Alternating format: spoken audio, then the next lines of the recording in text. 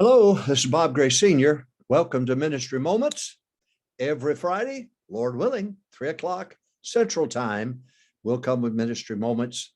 And so you can kind of just go Ministry Moments YouTube and subscribe. That way you'll get it automatically every week. Very simple, down to earth, very fundamental, and glad you're here. All right, get your pen and paper out and get ready. I want to talk to you about, because we've coming up here, we've got the holidays coming up. I want to talk to you about managing holidays, Now, I'm going to seem a little extreme when I go through this. Of course, when haven't I been extreme? But this has always been a pet peeve with me. And so as I go through this, don't get mad at me. Just give me a chance to go through my presentation here and give it all of it to you. Then you can decide whether you want to dislike, or like, or write something about me. That's okay. I don't mind. If you're talking about me, it means you're leaving somebody else alone, I guess. But I want to talk to you about managing holidays. It was just always, it irked me. Holidays, Thanksgiving weekend, it just irked me. Christmas, New Year's, the Super Bowl, Memorial Day, 4th of July, Labor Day weekend, every one of them just irked the fire out of me. Everybody said, well, we went away, but we went to church. And then when I talked to pastor friends around the country, everybody's attendance is down. Somebody's not telling the truth. But I decided that I would do something about it. I decided I was not going to just sit by and get clobbered by these. You stop and think about it. You got Christmas, New Year's, Super Bowl, which big deal, I guess, Memorial Weekend, 4th of July, Labor Day weekend. You follow me? Do you think about that? We're talking about all those weeks and those Sundays just lost because the pastor throws up his hands and, well, there's not much you can do about it. But I say that there is. So I want you to get your pen out and write this down. Talk about managing holidays. I remember the first time this dawned on me was the 4th of July in 1981. It was horrible, a horrible weekend. And I said to myself, this will not happen again. And that's where it got started. I said, I am not going to let this happen again. So I started preparing for the July 4th for the following year. And then I followed it up with Labor Day preparation, Christmas preparation, New Year's preparation, and I just made up my mind. Veterans Day. There's a lot of days in here you can find an excuse for. Well, it's a holiday weekend. Attack it. So let me give you some thoughts. Number one, stay to your pulpit. Christmas time, I was here. These holiday weekends, I was here. I was here. I expected the staff to be here. I told you I was extreme. I said, I expect them to be here. Now, there's laity separation, Levitical separation. Psalm 91:1, Moses, God talks about being under the shadow of the Almighty. I don't want you out by the East Standard, West Standard, North Standard, South Standard. No, you're not like normal people. I don't want you close to the edge. So if you're going to be a part of the Levitical leadership, then I expect you to be here. If not, be a layman. That's fine. If laymen want to do it wrong, that's just fine. But if you're going to be separated Levitical type wise, then I expect you to go the second mile. A leader jumps 10, followers jump 5. It's just that simple. So, see, I've lost you already, haven't I? But I no, it's going to be different. I wasn't going to allow it. And you work for me, and we work together. I'll be here. I'm going to be in my spot. Now you be in your spot. People still die and go to hell at Christmas time. People still die and go to hell at New Year's time or Super Bowl time or whatever. Pick the holiday. Pick it. Now, number one, stay to your. Now this, if you don't care, it doesn't bother you, and just let the thing go. I can't do a thing about it. That's fine. You don't listen to me. But just in case there's somebody out there that says, I want to have a great church like First Baptist Church of Hammond. I want to have another great church like Longview Baptist Temple. Just on and on and on. Emmanuel Baptist Church in Pontiac, Michigan. Just Curtis Hudson, Forest Hills. Just in case you just want to do something big for God, then you listen to me, because it starts with the leadership. You lead by example. So number one, stay your point. Number two, despise low days. Get an animus for it. Well, that was a big word. Get upset. Oh my goodness, I can't allow all these days, these different Sundays, 7 of them. I mean, I can't do that. I can't just sit back and just say, well, just nothing. Let the buses run if they are not running.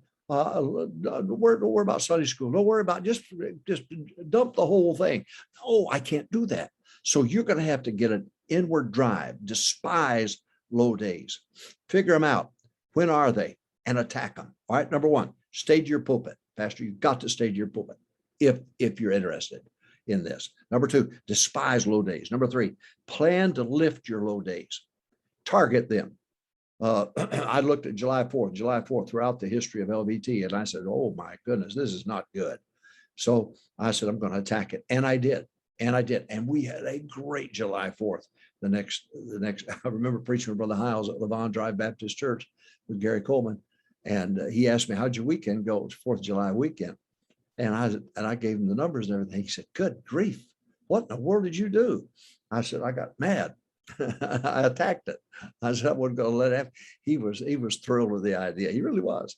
All right. So plan to lift your low days. Next, make the holiday Sunday a big day, a big push. So if Thanksgiving's on a Thursday, you push for that following Sunday. Get together, create something. On one big Thanksgiving weekend, you're not going to believe this, but it's the truth. We gave 800 turkeys away. Now it built and built through the years, but I mean, it worked.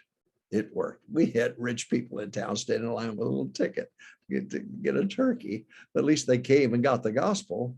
Our banker came and walked the aisle on a turkey Sunday. This is just, I'm getting excited just thinking about it. All right. Now make the holiday, for example, Christmas, make it a big deal. Good grief. Don't shut the buses down, run more buses. Get gifts for the bus kids.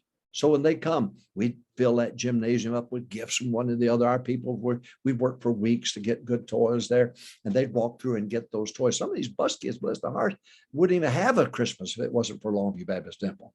So you want whatever it might be, Memorial Weekend, do something special for Memorial, do something for Veterans Day, do something for all of these days.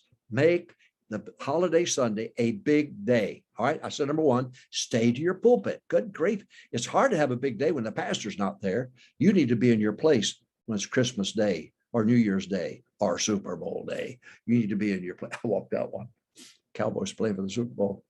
I walked out one side. I don't change the time for nothing. I don't even change my underwear. But I walked in and somebody had put a little black and white television set at the bottom of the pulpit. When I walked in, I never laughed so hard in my life. But we made a big deal about being in church and having a big push that day. Okay, December. Let me give you an idea for December. What we did for the entire month, we taught Sunday school lessons about Christmas, the first Sunday in December, so that our minds were geared towards the fact it's Jesus' birthday. Nice. Well, some professor says he wasn't born until June. And so, well, fine, we'll celebrate it in June. So we'll celebrate in December and in June. But anyway, so we teach Sunday school lessons on Christmas every Sunday. Next, have a happy birthday offering on Christmas Day. Whose birthday is it? If your son had a birthday party and everybody else got the gifts, but your son didn't get one, that wouldn't make any sense. Well, this is Jesus' birthday. So have a happy birthday, Jesus offering. Challenge the people. It's his birthday. He ought to get a gift. And so I'm just saying, if you want to, you could have some great days during the holidays if you want to. All right. Number one, how are we going to do this? Managing holidays now. Stay to your pulpit. Number two, hate low days, hate them with a passion. Feel like it's a kick in the gut or the groin.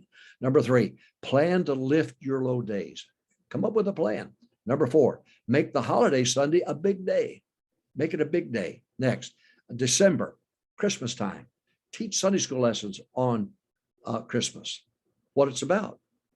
Every Sunday, have a Sunday school lesson, teach on it. All right. Have a happy birthday, Jesus offering on Christmas Day. Number 7, seventh point I want to make quickly. We've got to hurry. You're not listening fast enough or you're mad at me. Number 7, have a Wednesday night children's choir before the big day. Get all your children's choirs, have practice. And that Wednesday night before Sunday, have them sing, or have them do it on Christmas Day. Have some reason for them, those kids say, Mama, I've got to be there.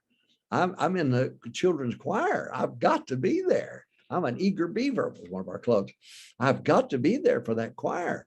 Well, that'll get the kid there and it'll get the parents there. So you can do it on the Wednesday night before or the Sunday night of Christmas. Now, we always had musicians out in each entryway playing Christmas songs, trumpets and instruments, and we'd have them at the doors playing Christmas. I love to decorate. I decorated that building on the outside. We got more letters to the editor of the paper about that than anything, but boy, we did. We decorated outside of that building, and we wanted everybody to know we were going to celebrate Christmas the right way. And so have a Wednesday night children's choir before the big day, or have them do it on the actual Christmas day. I'm just saying, plan ahead of time, get people involved in it. Now, this is one that I love. I love this. The Wednesday night before Christmas Day, I would bring all the kids down front, and they'd be all over the platform and all around me. And I would tell the Christmas story. And then I'd make sure that all of them got gifts. I saw R.G. Lee do this in Memphis a long time ago. But he got all the kids and he sat on that platform, took the pulpit down, and he talked to the kids about the Christmas, what the real Christmas story is about. I loved it. I loved it. And I did that every year for 3 decades. I did that every year. And a good thing to do. All right. Now we're talking about managing holidays. Now, you can either throw up your hands and say, ain't a cotton picking, corn pulling, pea splitting thing I can do about it. Not a thing. And just ride it out till you get your retirement. Just ride it out. Or you could do something about it. You're talking about at least 7 Sundays you've given up on. You've thrown your hands up there. You've just completely given up on. All right. Managing holidays. How do we do it? Number 1, stay in your pulpit. You be there. You lead by example. Number 2, despise low days. Despise them. Let it irk the fire out of you. Get mad about it. Do something about it. Next, plan to lift your low days. Come in with a plan. Plan to lift those low days. Number 4, make the holiday Sunday a big day. You got the holiday, make the next Sunday a big, big, big day, and prepare for it and push for it. December, I would teach a Sunday school lesson each Sunday on the Christmas story. All right. Then next, have a happy birthday offering on Christmas Day. It's his birthday. Doesn't it make sense? Oh, and decorate.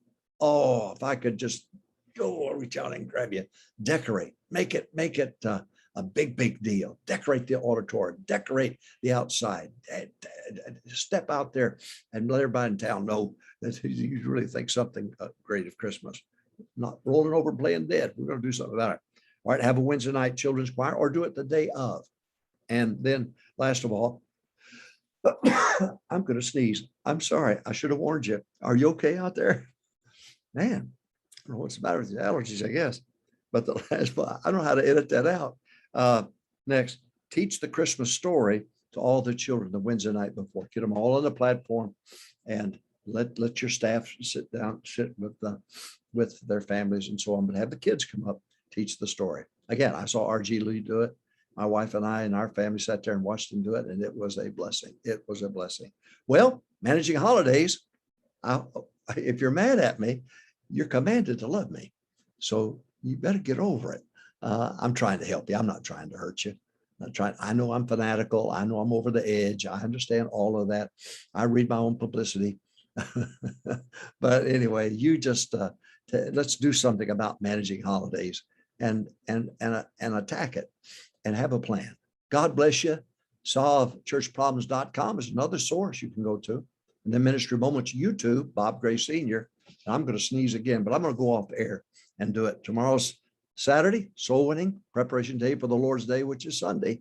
Get with it. Let's win souls and let's manage these holidays.